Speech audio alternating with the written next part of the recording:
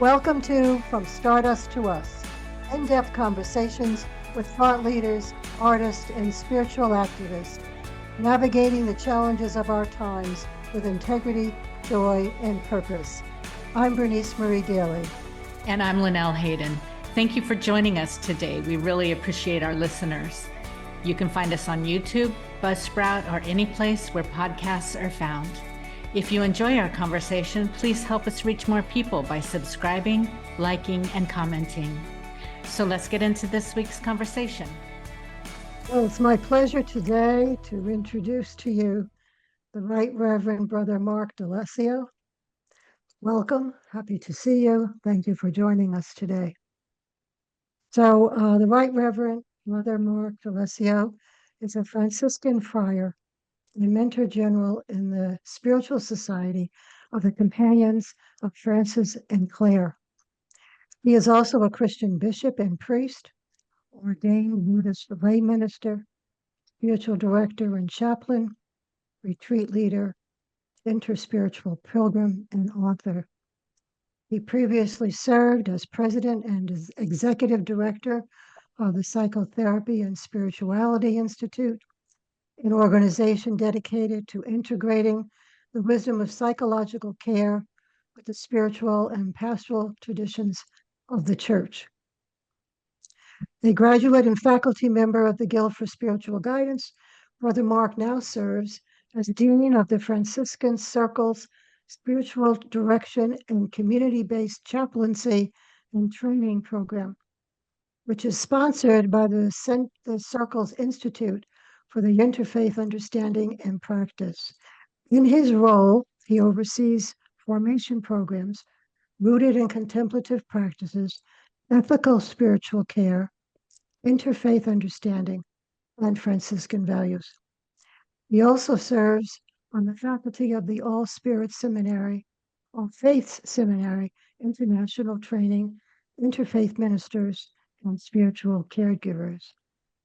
A longtime seeker and practitioner of spiritual wisdom, Brother Mark is ordained within multiple spiritual lineages, both East and West. He affirms the Christian wisdom tradition within a wider interspiritual framework and looks to both science and spirituality, as well as at teachers like Thich Nhat Hanh and St. Francis and St. Clare of Assisi as sources for inspiration, healing, and hope. Currently residing on Long Island, Bishop Brother Mark recently retired from his work as a crisis counselor and program coordinator at a shelter for men and women experiencing homelessness, as well from his role as a chaplain at a residential treatment center and school for children with learning and emotional disabilities. In recognition of his community ministry, the Long Island Coalition for the Homeless honored Brother Mark with its Unsung Hero Award. After moving to Long Island, he founded the Franciscan Circle, a progressive interfaith gathering of clergy and lay people committed to journaling in mind and heart with the witness and the wisdom of Francis and Clare of Assisi. The circle is dedicated to developing leaders for thoughtful social action, contemplative practice, and compassionate spiritual care. As a Franciscan, Brother Mark is committed to serving those who are sidelined, marginalized, and at risk. As a Buddhist, he is mindful that the transformation of the world begins with the transformation of one's own heart. Embodying both traditions, he seeks to participate in the healing of both self and society with compassion, justice, and understanding. Welcome, welcome, welcome, and welcome. It is a pleasure to be with you today.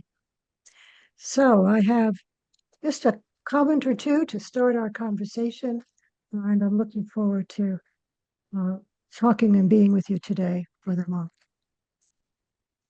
So my first wonderings is, have you always wanted to serve in ministry, or was that a calling that developed over time?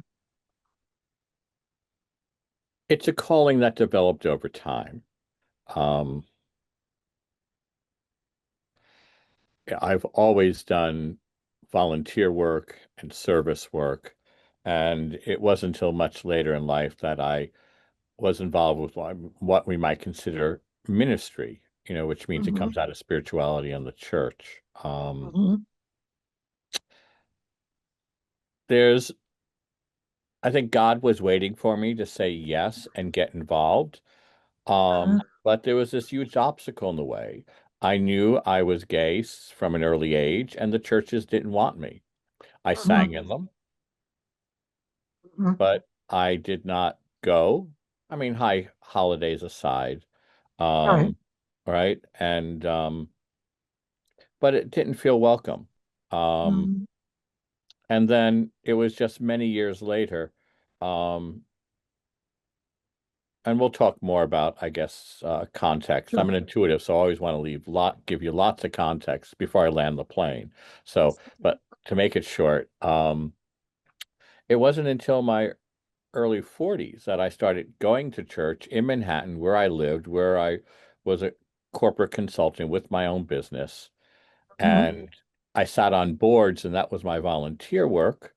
I didn't really do direct services at that time. And while at church, it was St. Bartholomew's Church in Manhattan, still a wonderful place to be. Right. They had the sign above the front door, a Sanford White facade, interestingly enough, beautiful church. And it said, "Ask any question you want of God." I didn't know I could ask God questions. I thought God Mm. asked me questions. God evaluated me. I didn't know that I could have that kind of relationship. And it Mm. just grew from there. Eventually, over time, and if you want to hear more, I'm glad to share, I heard call. I Mm. left my corporate life and I entered into the spiritual life and ministry. Excellent. Thank you. Leads me to my next question. Tell us a little bit, if you will, about both the circle of that you have founded, the Franciscan Circle of Francis and Clare. I don't know if I have the title exactly right. And then from that, you also have, I think, a new program actually, spiritual direction and community-based chaplaincy training program. So if you could tell us a little bit about how the circle started and then maybe how this other program emerged from that, that would be wonderful. I would like to hear it. I've always felt called to what we might recognize as interspiritual values and um, understandings, practices. Um, Later on, I chose training that was specifically that. And what I came to realize was something that, well, I think it's been in me ever since I can remember. Um, we all have, we are graced with a charism, each one of us, a thisness, a particularity, a uniqueness. I mean, the three of us are all part of humanity, and that is distinctly different than other kinds of species or matter. At the same time, each one of us has been created uniquely. And part of my thisness, and that's a Franciscan term, glad to unpack that later if you wish. Part of my thisness is a mystical charism, mysticism, before I even knew what it was.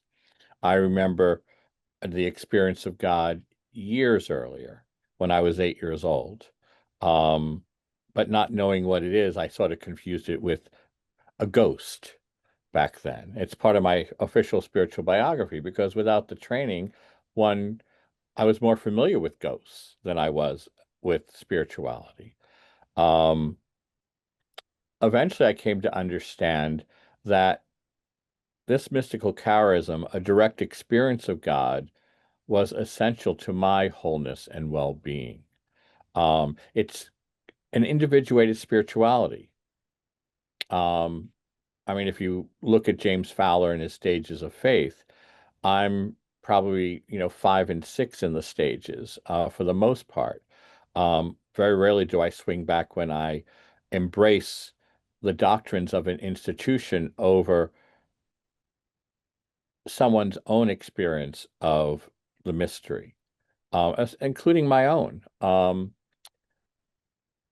A short version of my journey is that I started at church to do the process to become a priest in the Episcopal Church. As part of that process, I went up to a monastery, an Anglican Benedictine monastery that was worldwide. There was a, a house in New York, upstate New York.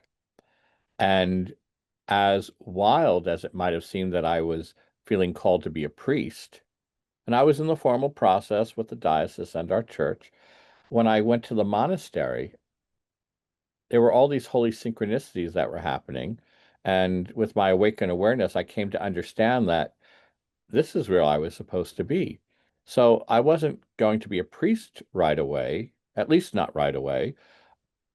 I was called to be a Benedictine monk. I mean, that's crazy. And I became an associate of the order and got to know everyone there. And finally, after a few years, I was even doing a retreat with the head of the house. And I said, I think I've heard called to be a monk. He said, well, Mark, we've been waiting for you to ask us that. And so now let's begin. Eventually, I did become a Benedictine monk. And one of the senior monks, and he wasn't senior in rank, he was like Brother Lawrence, practicing the presence. He never held any high position in the order, but he was the one we all went to for wisdom. That was Brother Ron, God rest his soul. And I remember Ron telling me when he heard some of my story, he said, Mark, you have a mystical charism, and the mystics across traditions, we have more in common with each other than we do with those in our own tradition. He meant about the institutions and doctrines and where we give our heart. And the mystics believe in this union of everything, this interdependence.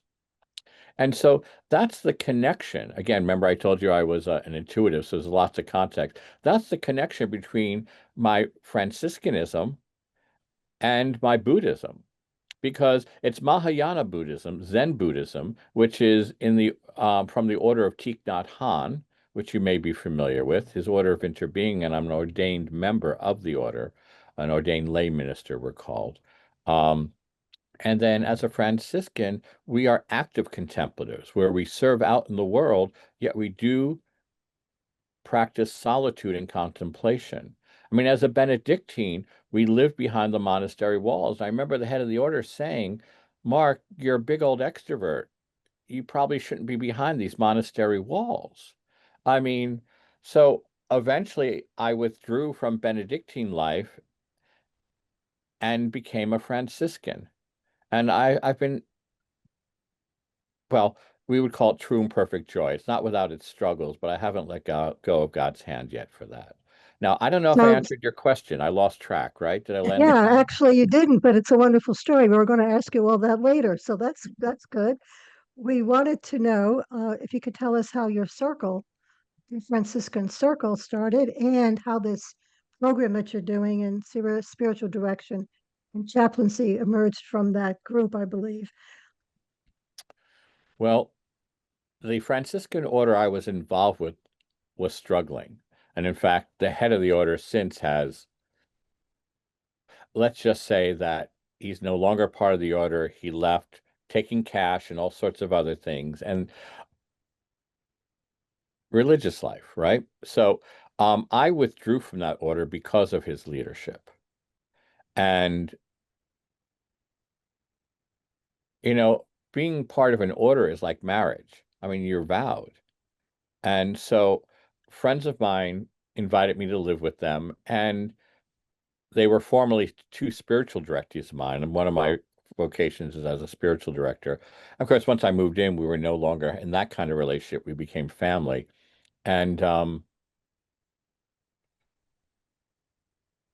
my friend Christine, a priest, said, Mark, you must miss your Franciscan side. I know I do.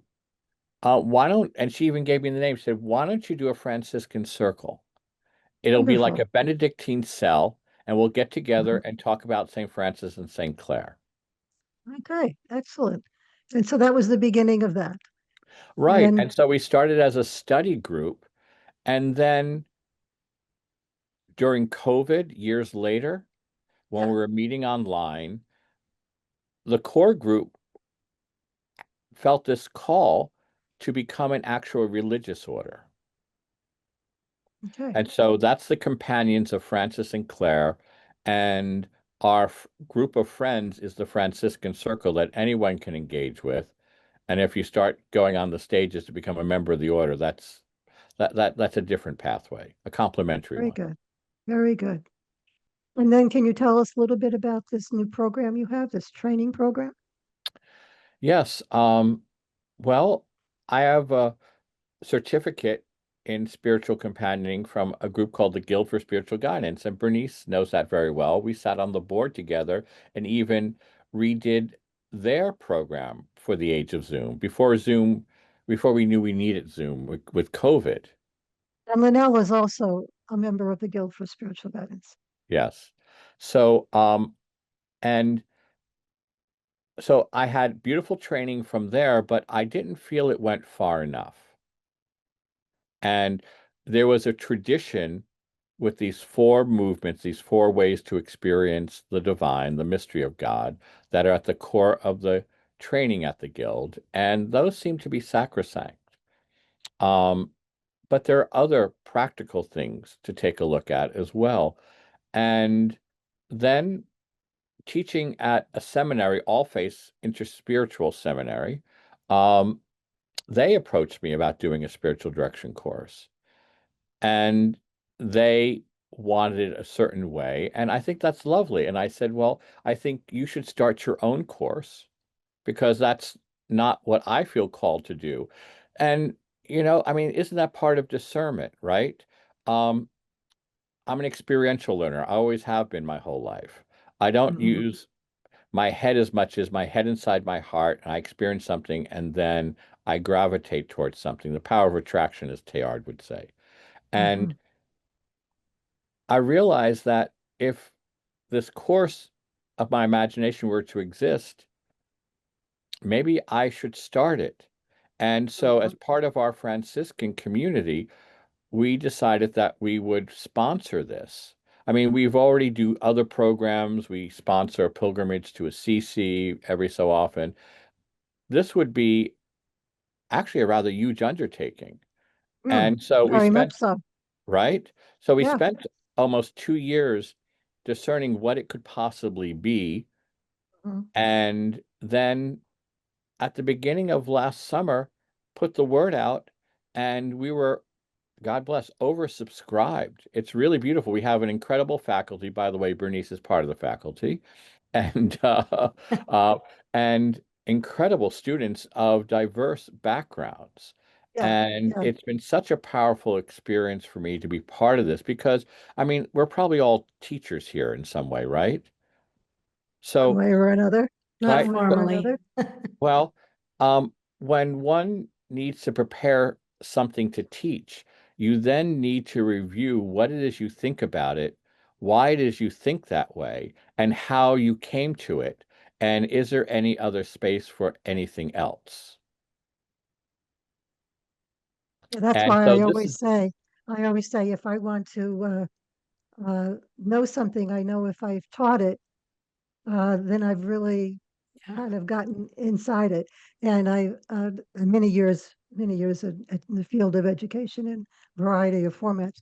But I also feel like I have to teach it 3 times. And once I teach it 3 times, I sort of have it down now.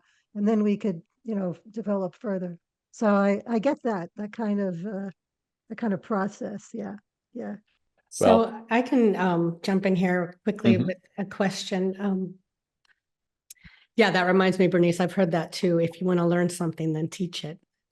That's a good rule of thumb. But as you were speaking about your time in the monastery and how you have the contemplation there, sort of secluded, but yet you go out into the world and do the work. I was reminded of spiritual bypassing. You seem to have been mastered that tension between helping, being in the world, yet being spiritually nourished yourself and not falling into one extreme or the other. There's a real tension there. I think, especially when times are really tough, people a lot, and this is natural, I think, just out of fear, they fall into waiting for their savior to come or using spiritual tools to sort of bypass what they're really feeling and bypass really looking at the truth of the world. And I'm wondering what you might have to say with regards to how maybe you've navigated that, or advice, or that spiritual bypassing that so many fall victim to in these times. Well, spiritual bypassing is a disease. That's an obstacle to spiritual and mental health.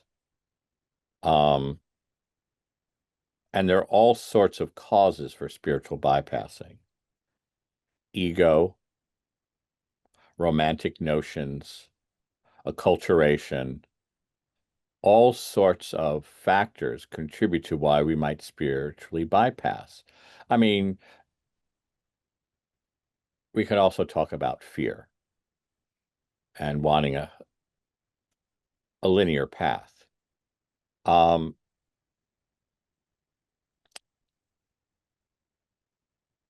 I've always been unafraid to ask questions, which I now call queries, like the Quakers, right? They're spiritual questions.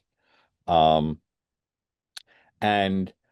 I've had my own struggle to understand whether or not I was spiritually bypassing, putting a coat of spiritual lacquer on something, I mean, I was in a honeymoon period with God as an adult conversion, really in my 40s.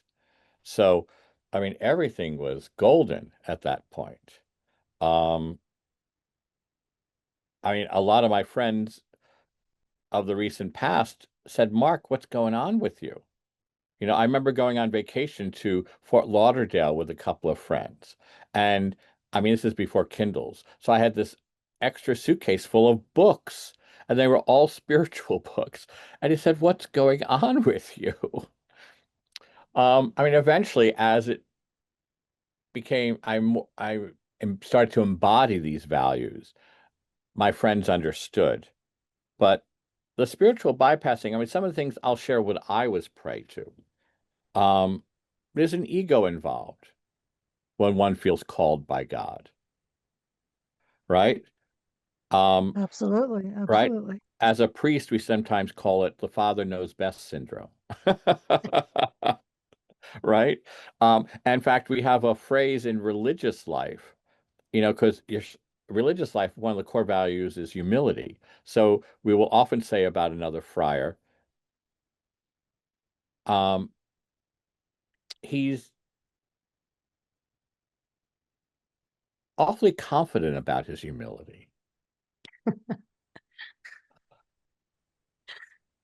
And that is a form of spiritual bypassing, that when one has even a mature faith and teaches faith at seminaries, one could have that because it's part of the ego. And so what we're to do is to ask some very good questions about ourselves, and in community find out more about ourselves and whether or not something truly is an authentic voice of the mystery, or it's our own ego speaking. And it took me so long to get to religious life, not only because of, I mentioned being gay and churches not wanting me. I mean, that was a huge part for me not experimenting with it as a kid, but there's also the culture. I came from a lower middle class background. My mom wanted me to be a lawyer.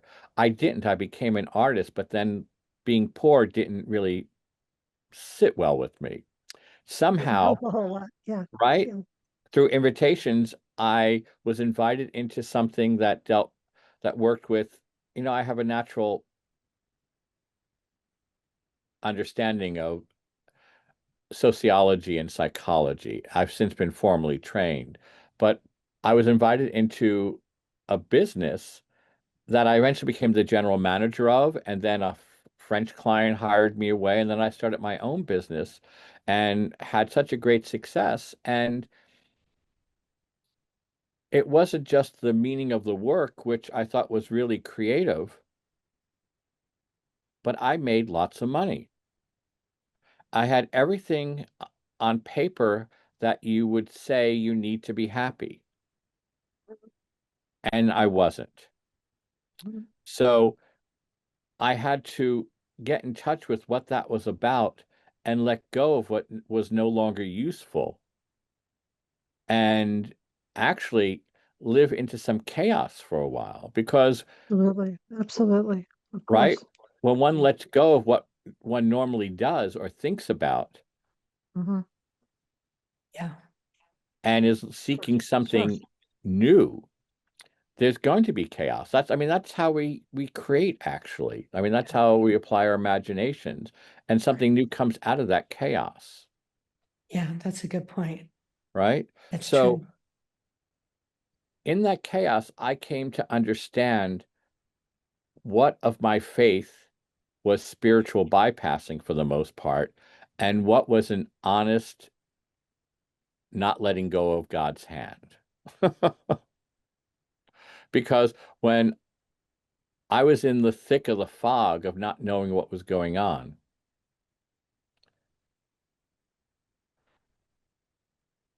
false pathways weren't going to solve it. I had just come from one. It took me Mhm. a couple dozen years to get through it and know it wasn't for me. And in fact, because I didn't do anything for almost 2 years, I mean, I went to church, which was an invitation from a friend, and it said that God works by invitation. I didn't know I was going to church for any other reason except that my friend asked me to go with her, right? And then God had this other idea. And I emerged from this understanding that I might have a vocation in the church. And then I actually heard call with a mystical experience with prayer, and that changed everything. So I began to understand when something was real and not spiritual bypassing. And to this day, I don't travel alone in my own head about it, because I will check in with my spiritual director, my circles of trust. And I have two wonderful circles of trust, my Franciscan group and my Buddhist group. Mm. And that's a 12-step bit of wisdom, because I also went back to Al-Anon during that period, Mm. which I desperately needed. Because I think one of the reasons why I do service and ministry is because I was raised by wolves. I had a terrible childhood, Yeah. and I don't want anyone to have to go through that. And one of the things that I say to myself now is I don't want to get in the way of anyone knowing that God loves them. Mm. Oh, that's Yeah. beautiful. That's my vocation. Oh, Yeah. wow. Yeah.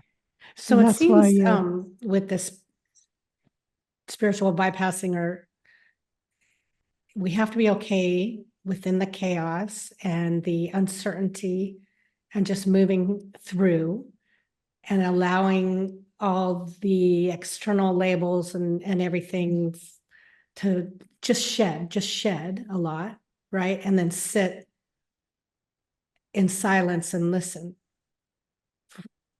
Sort of, I don't know if that's sort of what I'm taking as one possible way. I don't know. Did I miss it completely? Well, Miss the mark? Is it a shedding and a listening, or what I would offer to you is what out of that made sense for your experience. yeah? And let's not do it for everyone who's listening right now, Mhm. because they will have their own understanding of it. Make it your own. What did Yeah, you pull from that that makes yeah, sense? that was it.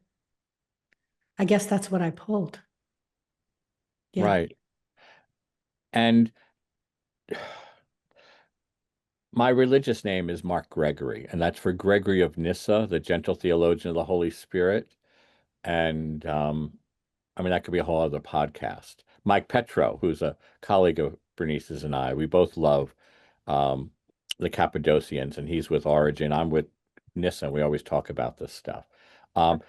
Among many brilliant things that he wrote about and said and explored is that he said that doctrines create wars. Only wonder makes us fall to our knees. And that, I think, is a good clue that we are not involved in spiritual bypassing. There is a different kind of thrill we get from wonder, and sometimes it's so awesome, there's even a little fear tinged in because it's so new, over feeling the self-congratulation of something that you've surpassed or gone through with spiritual bypassing. It's too easy. Like I'm hearing, in a way, what I'm hearing, everybody hears it differently. Yeah. What I'm hearing is that you're being grounded in your most authentic self. And if we're living in your authentic personhood, then you will notice when things come by that are not part of that. That one could call spiritual bypassing if you wish, or probably call it a number of things, but that might be one way of distinguishing. Because I have to tell you, especially in the world today, I hear references, or I interpret references, let's put it that way, um, of kind of uh, a notion that if you're not like active, like physically active, or involved in some mm, in the world endeavor, and I'm being trying to be discreet, but I must forget about that. If you're not really involved in raising your voices and some of the issues of injustice and poverty and all the other things that are real in our world, but if you're not that, not involved in that in some way, and yet you hold a spiritual orientation for your life, that that lack of involvement sort of equals spiritual bypass. And I think that's probably a slice of it, but that's not really what I'm hearing you say. Did I misunderstand you? Well, no, although you actually gleaned some nuances that I didn't hit that let me hit them now. Because one, you mentioned authentic self, and I would like to also mention authentic relationship, because one is not a self without relationship. Of course. One is a self in relationship with the mystery of the divine, with others. And so that's essential to be authentic about relationship. And it's my relationship with God, which I learned in solitude and contemplation. But now, as an active contemplative, I actually learn it from others as well.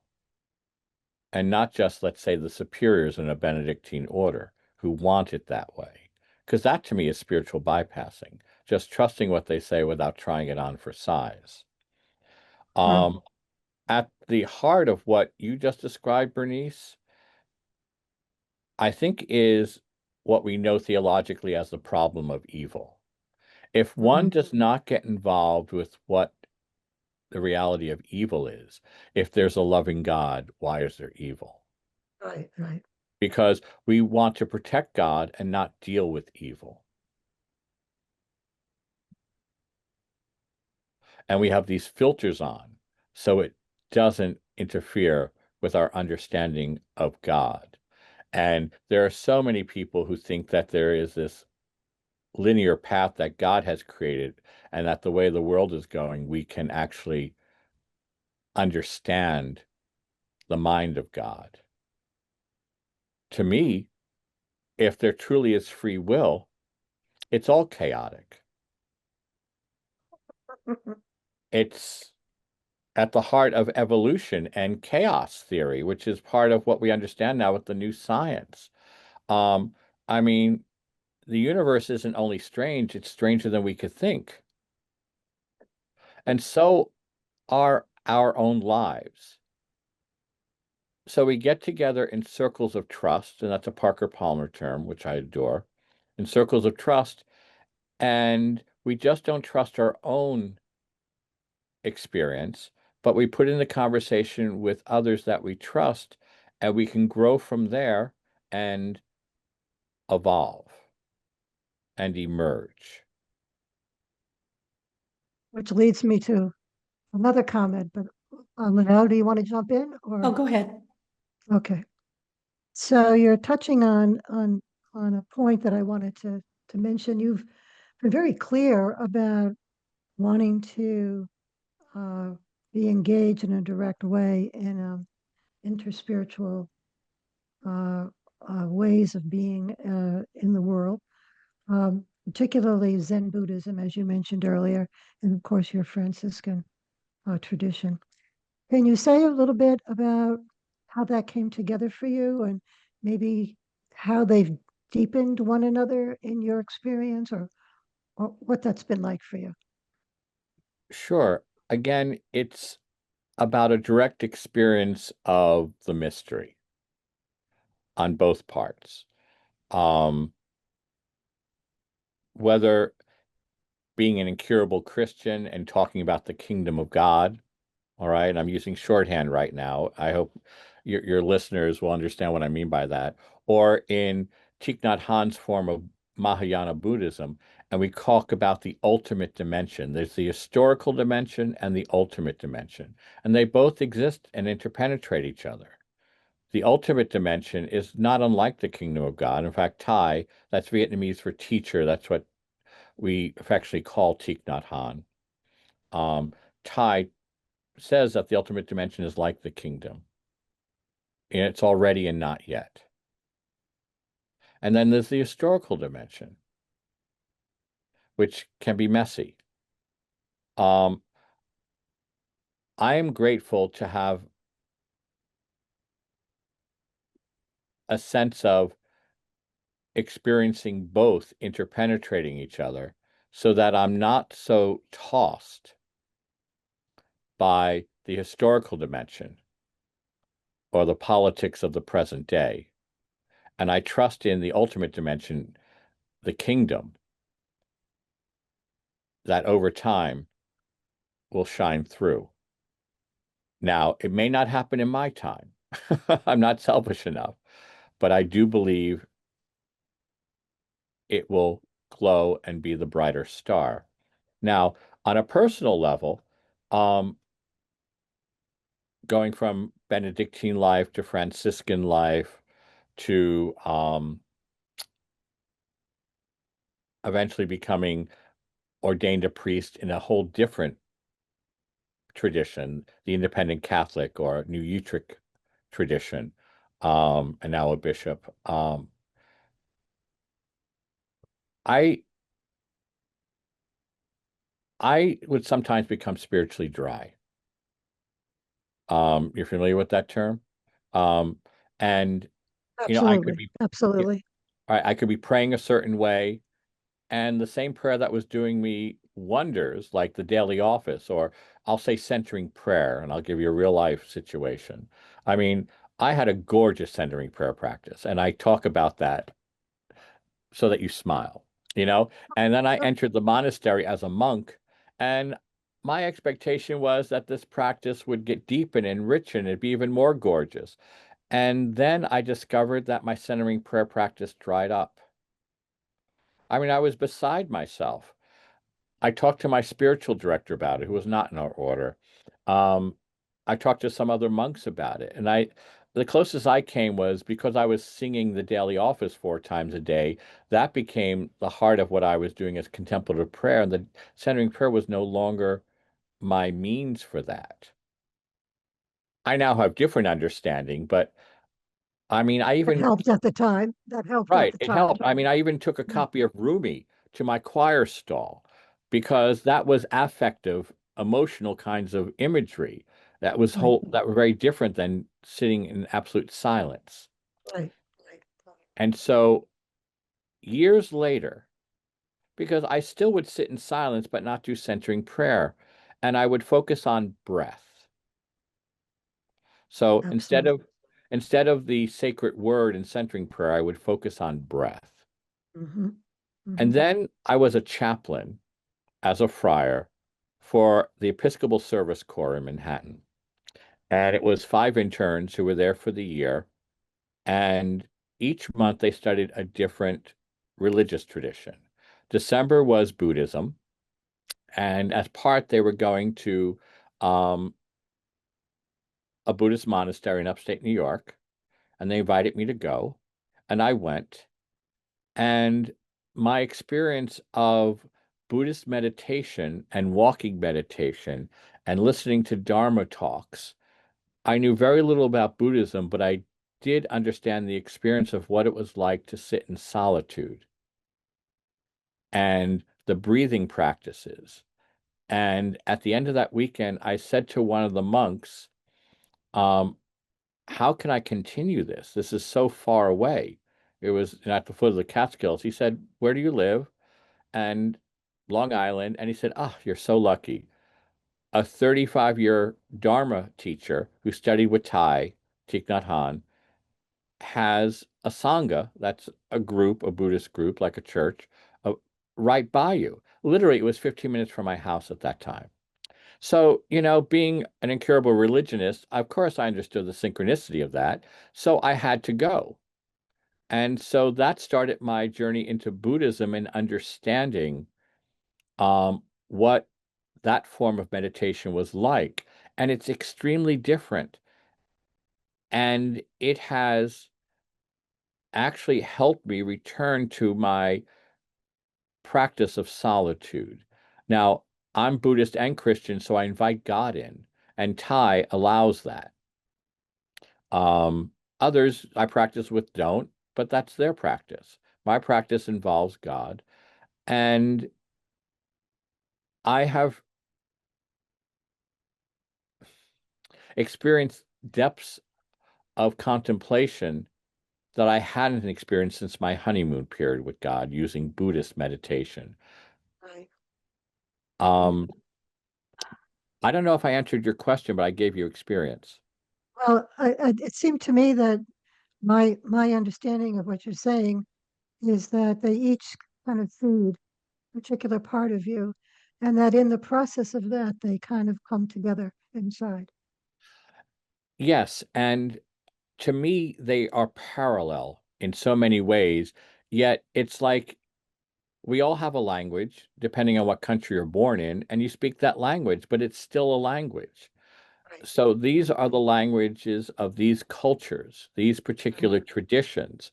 And I've been graced to be introduced to these two that make sense to me. Other people might not.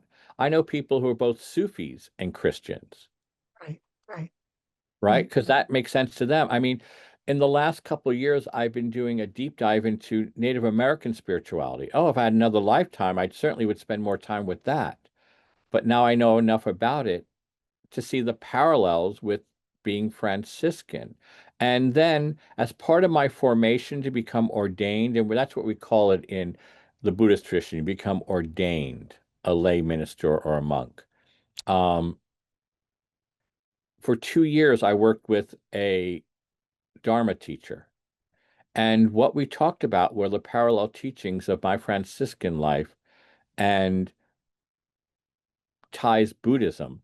And I see so many incredible parallels between Thai and Francis that I would have to, it's like if I had put it into AI and said, is there another tradition like Franciscanism and another figure?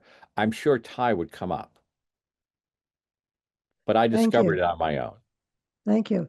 I know Linnell wants to jump in Yeah, here. I just wanted to comment, it is hard when certain practices seem to no longer work, and Oh. it's helpful one for me, instead of clinging, which is something that I did for a long time, hoping it would come back around and be the teacher, that it used to be, just allowing, just accepting it's no longer working, allowing it to fall away and move into something different or unknown. Maybe that's part of the chaos that happens.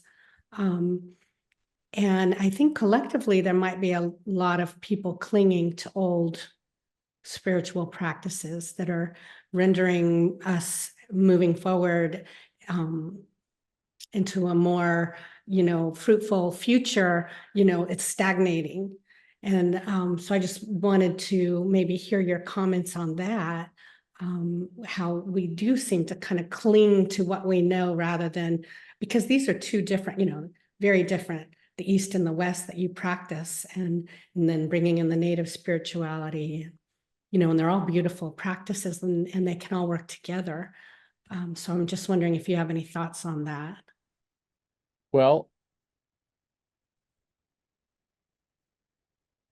traditions hold on to practices that are no longer as useful. There are liturgies nowadays that are so outdated, and you just don't bring in a guitar to update them to be relevant to people. When I work with spiritual directees, and I hear that a practice has dried up, I use a simile of working out. I mean, do you both work out or have you worked out before and, do Yeah. any sort of, all right. So, there's a routine that you might have, and, you do sets of a certain exercise, and usually 3 sets of 10, and you might go up in weight a little bit for each set, and it works a particular muscle. Then you go to a different exercise for a different set of muscles.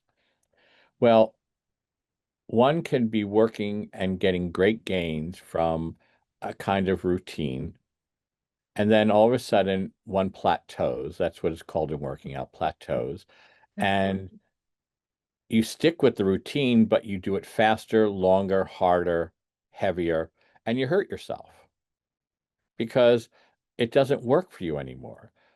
That muscle group still needs exercise, but it needs a different practice. And I think our spiritual practices are like that. There are many ways to contemplate.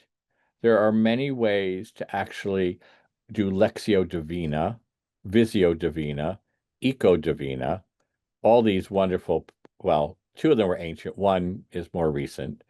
And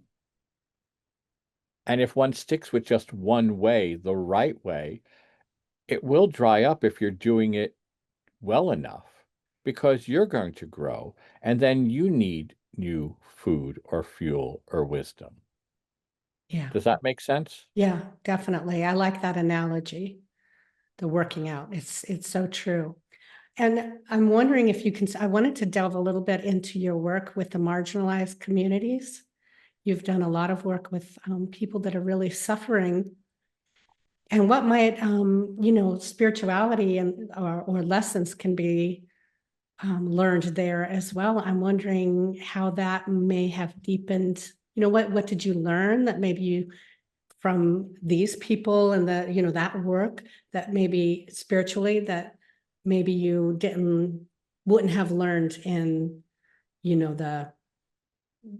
the more contemplative or, religious atmosphere situation. Well, as a Franciscan, one is called to work with those who are most vulnerable and marginalized. Francis worked with lepers, Yeah. and that's where he grew. The people that he feared and abhorred helped him experience God. That's a good lesson for us now in these days, No, definitely, now because that the we're very other, the tribal. stranger, Yeah, we're very tribal right now. And well, not all of us. yeah, thankfully. And again, I wound up there by invitation. I mean, very little in my life that's been a major change has happened because I did the research and said, oh, this is what I'm going to choose. It's all happened from people I know who invited me. And I guess they saw something, and I've learned this about the ways of God. What they saw may not be the whole reason why I stayed, but God knew enough to invite me at that level, and then I'd be hooked into this other stuff that God had in mind. Mm. Um, the short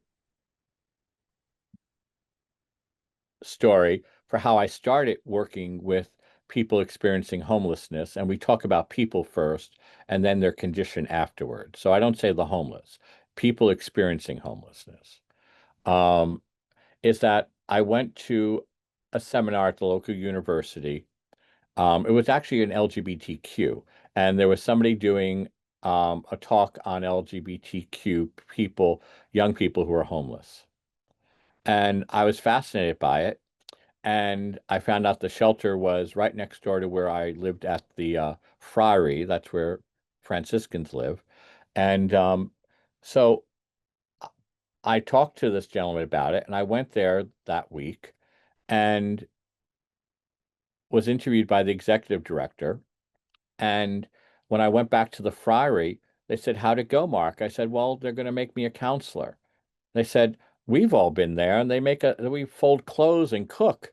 I said, "Well, I guess he saw something in me that I was going to be a counselor." So I was there once a week. I was a counselor. And then when I eventually left the Franciscans, that order, um, they gave me a part-time job. And after a year, they offered me a full-time job running a program. And it was the outreach program for people who weren't staying at the shelter, although I did work with some of them, but were out in the field. So I used to go out with the police and social workers and go where people lived or congregated and lived, I mean, in the woods, in tents, quite regularly and talk to people in their own environments. That being shared, what did I learn and grow from that is that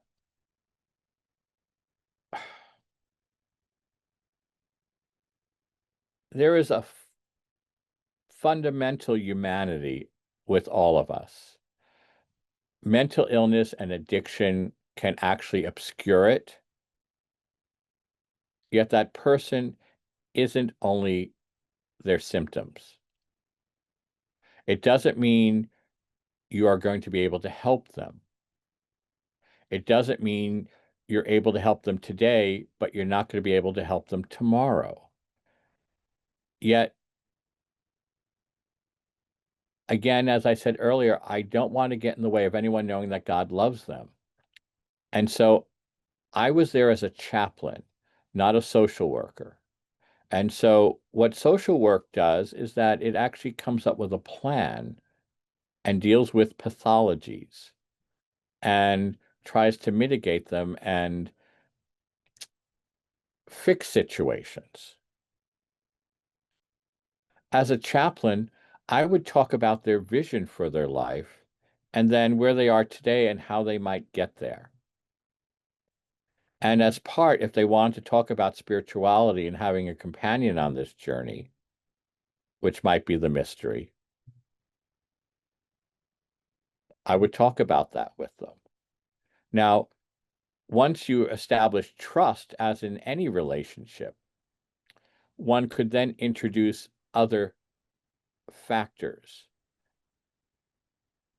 If they have untreated mental health, untreated addiction issues, how that obscures and gets in the way. But there's something called motivational interviewing where you work with someone where they're at, and it's in their own area of proximal development. Too big of a leap, it's going to be scary or frightening. But if it's within their understanding, they'll move in slow, even small increments towards something.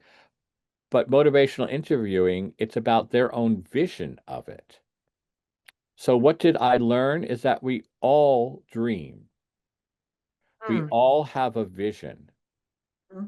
And that's the key to wholeness. Now, of course, if it's an unhealthy vision, I would say, well, that's interesting. In my experience, let me tell you about my life. I don't judge it, but I talk about my own experience. So again, we all have dreams. We all have a vision of where we want to be and whether or not it's a skillful vision or an unskillful vision, a healthy vision or an unhealthy vision. I would learn to work with them where they're at and help them develop in their own pace so that they wouldn't tune out, get confused, or just leave. Because all you have is relationship. And that's another bit of wisdom. All you have with another person is relationship, not manipulation, but authentic relationship. And we all know when we have a real relationship or not. And so I would try to create real relationships with people and not deal with them as though they were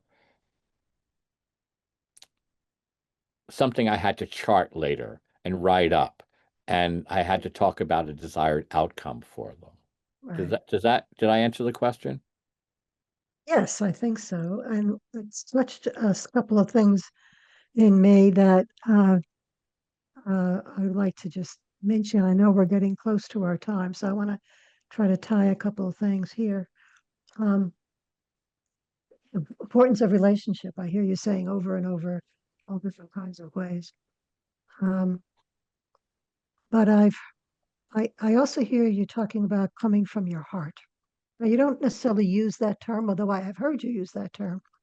Um, but I'm also maybe I call it connecting the dots, and I could have the wrong dots, but it says to me that your life experience and you mentioned that growing up was not an easy deal for you, and that kind of space inside is perhaps once it has received some healing of its own, which is always an ongoing process to some degree, but you have um, the resonance of someone who's been in a lot of pain, who has suffered a lot.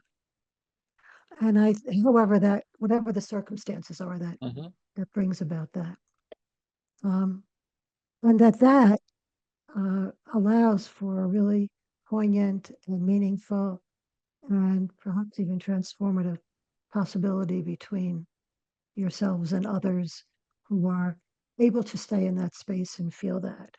And Mm. I just wanted to say that I'm feeling that's part of what you bring when you walk in the room. No, thank you. I mean, I'm told that.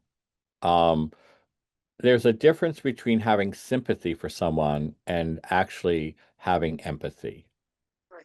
Right. Empathy is sitting beside them and Right. saying, I don't know what to say, but I'm so glad you could tell me that. Right. Sympathy is, oh, that's terrible. Can I get you a sandwich? That's spiritual bypassing, Well, good example. Good right? example. Um,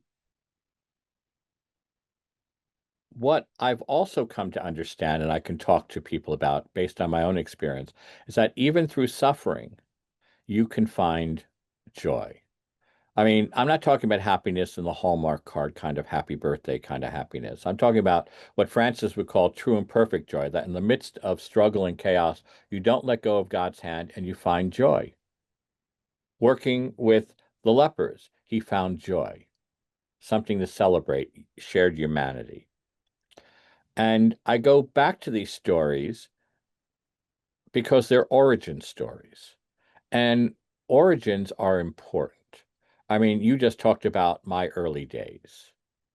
And I'm not going to get Freudian, I'm more Jungian, but origins are important. And if we go back to the origin of matter, of how everything happened, right? God in the cosmos.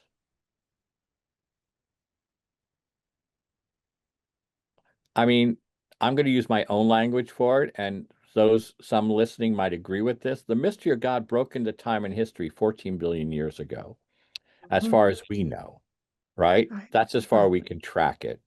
Mhm. And there was this, well, it was called the Big Bang by George Lemaitre, the Jesuit physicist, but it actually is now called a flaring forth. I'm not scientific enough to understand the difference between a Big Bang and a flaring forth, so I'll use both. I love the image of both. And then everything started to form and storm and norm, and then some things fell away as other things happened, and eventually here we are, right? I mean, we're all interconnected. We come from the same origin story. Those molecules are still with us. And when we go to the other side, whatever you think the other side is, our molecules will get reformed into something else. We may not be sentient about it, but they will form into something else. So it just keeps going on and on. And I think that's wondrous. And that shared origin story, I think, has something to do with us as a culture, as a people. And if we try to differentiate too much, we lose track of the origin story, which is the beauty of it. Yes, there's diversity, but we also have so much in common.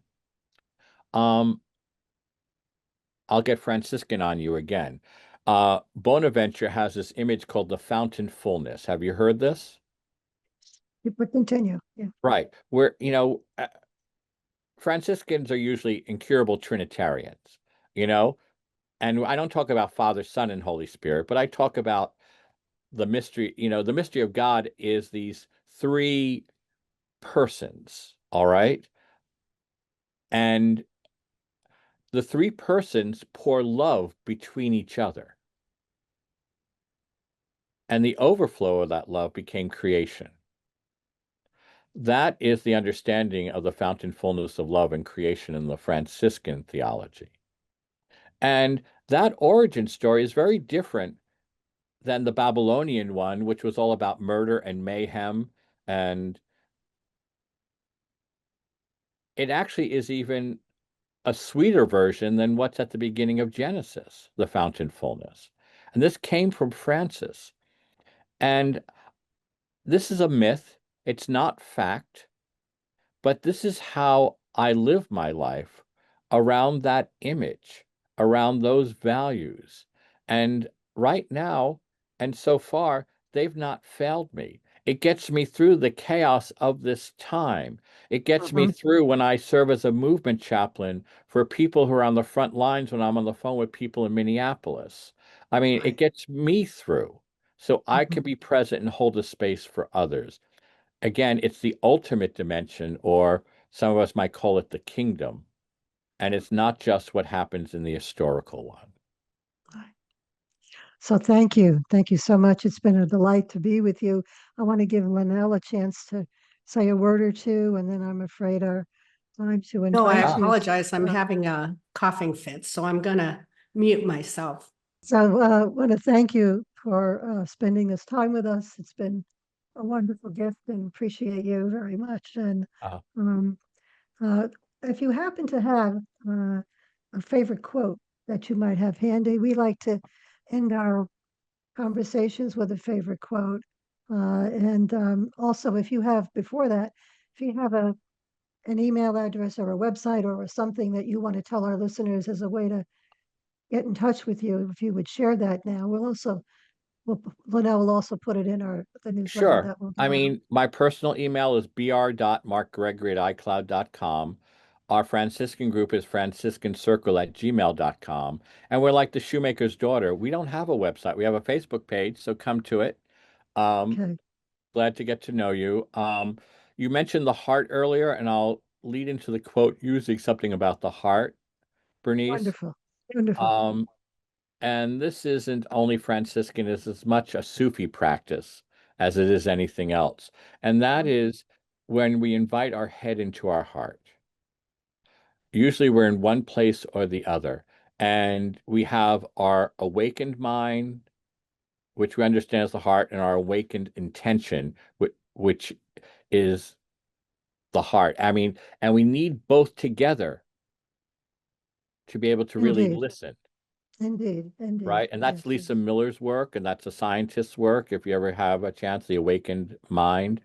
Um, so I usually ask people to breathe out and let go, and breathe in. And as you breathe in, invite your head into your heart. And then maybe this quote will make more sense than it does, and it isn't just poetry. It's a favorite of Bernice's and mine, maybe yours too, Linnell. It's Teilhard. It's such a favorite. I have it both on a refrigerator magnet, and it's my footer in my email. right. And it says, "The day will come when harnessing space, the winds, the tides and gravitation, we shall harness for God the energies of love. And on that day, for the second time in the history of the world, we shall have discovered fire. Beautiful. Thank That you. is one of my Thank you, Mark. favorites. Thank you, Mark. Thank you. Thank you It's been a so much. pleasure. This was a joy. I could go on forever with the Wonderful. two of you. Thank you. Thank you so much. Thank you.